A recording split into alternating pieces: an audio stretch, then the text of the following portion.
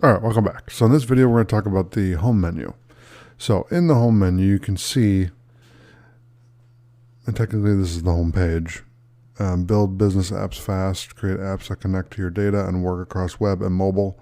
So you can make your own app right from the home page and click on the three blank templates that they have here, or you can grab all templates.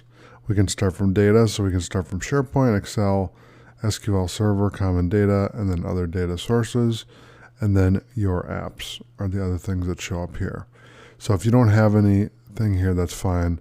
Like if I went here and I deleted all these, then you're going to get the same